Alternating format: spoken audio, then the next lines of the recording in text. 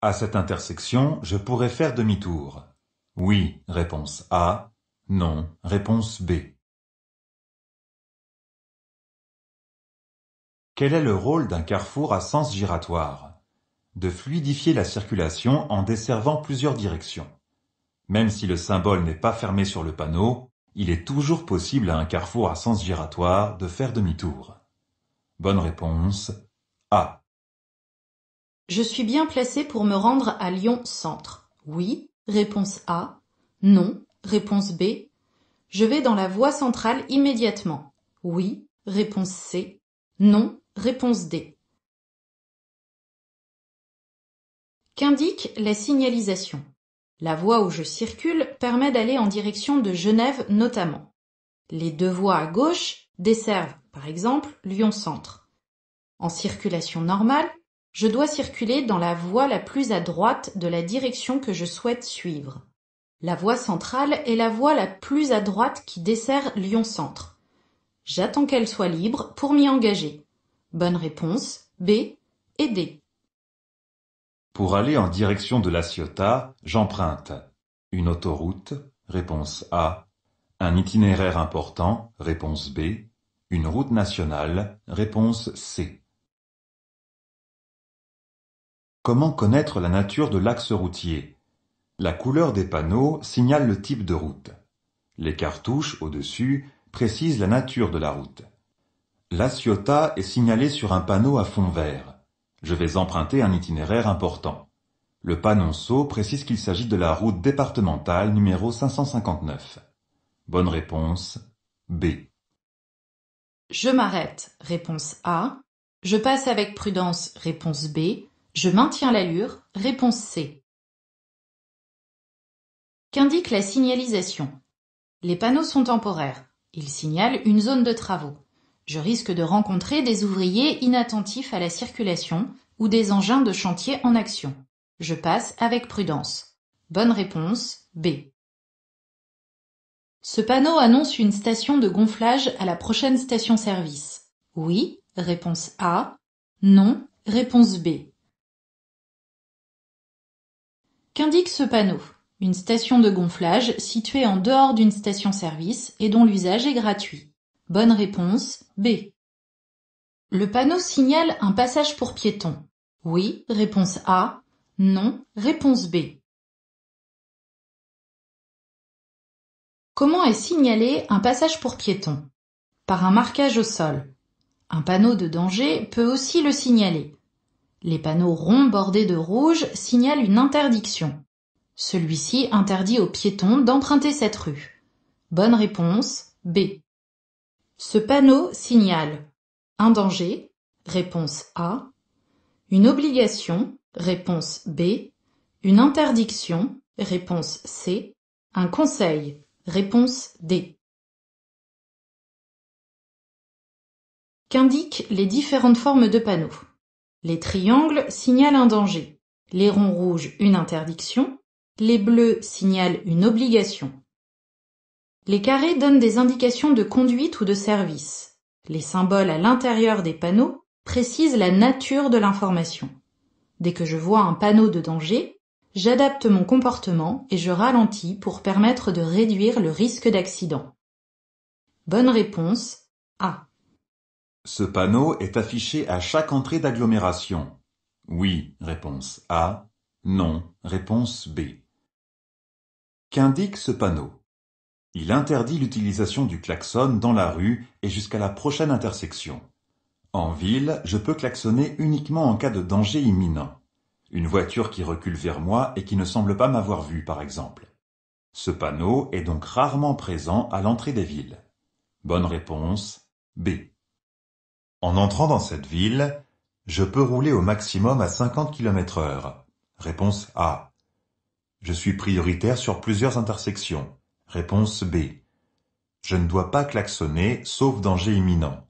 Réponse C. Quelles sont les règles de base en agglomération?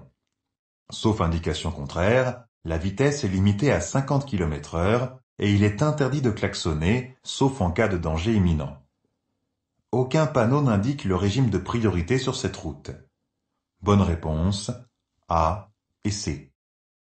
Le marquage au sol indique une place de stationnement temporaire, réponse A, un emplacement de livraison, réponse B, un arrêt de bus, réponse C.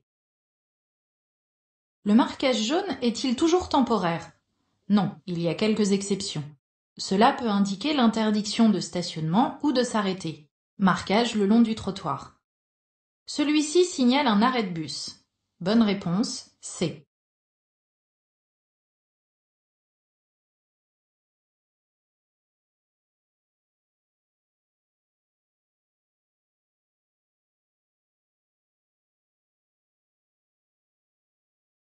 Je vais apprendre demain la bagnole parce que tu vois, s'il pleut comme ça toute la journée, on n'aura que des cas de figure de pluie.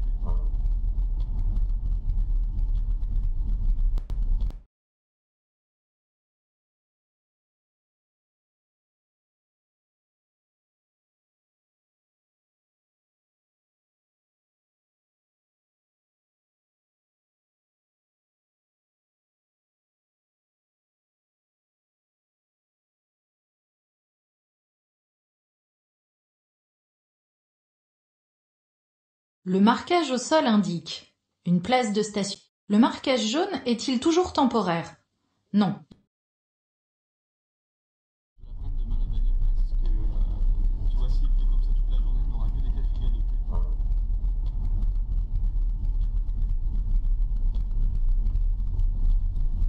pluie. Le marquage au sol est temporaire, réponse A. Permanent, réponse B.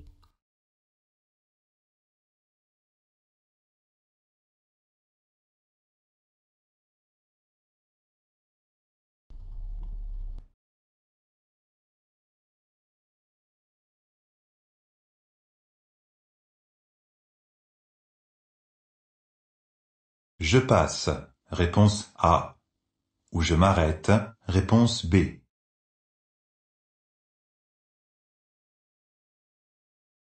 Que se passe-t-il? J'aborde un passage étroit. La signalisation indique que si un usager est présent en face, je dois lui céder le passage avant de m'engager.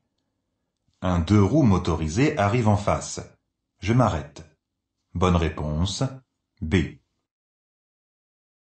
Les panneaux de direction verts indiquent une bretelle d'autoroute, réponse A, une route nationale, réponse B, une rocade, réponse C, un itinéraire important, réponse D.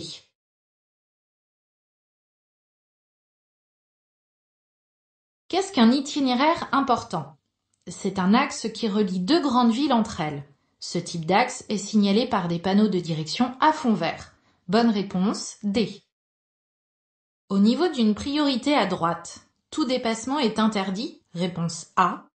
Le dépassement des deux roues est autorisé, réponse B. Qu'indique ce panneau? Une priorité à droite. Les usagers venant de droite sont prioritaires. Seuls les deux roues, cyclistes, motards, peuvent être dépassés dans une priorité à droite, à condition que la visibilité vers l'avant soit bonne et qu'aucun usager n'arrive à droite. Bonne réponse B. En tournant à gauche, je cède le passage au véhicule à gauche, réponse A, au véhicule arrivant en face, réponse B. Je circulerai dans une rue à sens unique, réponse C, à double sens, réponse D.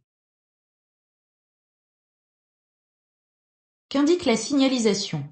Le marquage au sol devant le véhicule à gauche indique qu'il doit céder le passage avant de s'engager.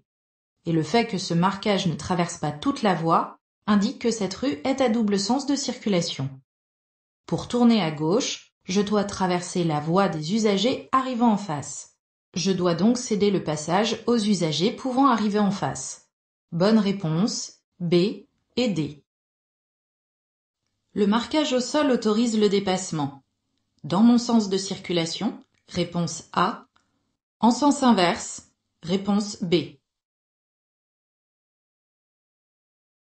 Quelle signalisation autorise le dépassement? Seules les lignes discontinues autorisent le dépassement. La ligne continue interdit le dépassement aux usagers de son côté. De mon côté, elle est discontinue. Elle autorise le dépassement dans mon sens, si toutes les conditions sont réunies pour le faire. Bonne réponse A. Les damiers rouges et blancs indiquent une voie de détresse, réponse A, une zone d'attente pour les poids lourds lors d'un embouteillage, réponse B. Je peux stationner sur ce marquage en cas d'urgence, oui, réponse C, non, réponse D. Qu'indique ce marquage? Une voie de détresse.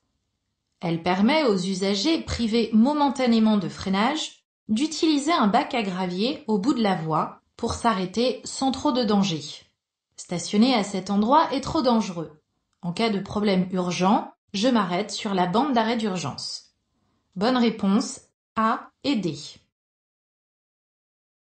Le marquage au sol autorise le dépassement de tous les véhicules. Oui, réponse A. Non, réponse B. Je dépasse. Oui, réponse C. Non, réponse D. Qu'indique ce marquage au sol? C'est une ligne de dissuasion. Elle autorise le dépassement des véhicules circulant lentement uniquement. Cet usager ne circule pas lentement. Je ne le dépasse pas et je maintiens une distance de sécurité suffisante. Bonne réponse B et D. Dans cette zone, j'accélère, réponse A. Je maintiens l'allure, réponse B. Je ralentis, réponse C. Qu'indique ce panneau? Une descente dangereuse. Pour ne pas laisser mon véhicule être emporté par son poids, je ralentis. Je peux utiliser le frein moteur ou la pédale de frein. Bonne réponse C. Le marquage au sol interdit tout dépassement. Oui, réponse A. Non, réponse B. Je circule au maximum de la vitesse autorisée. Oui, réponse C. Non, réponse D. Quels sont les risques? Le virage réduit la visibilité vers l'avant. Il y a de nombreuses sorties de propriété et il y a une intersection peu visible à gauche. Je ralentis pour m'arrêter au cas où un usager surgirait. La ligne centrale est une ligne de dissuasion. Elle autorise le dépassement des véhicules circulant lentement. Bonne réponse B et D.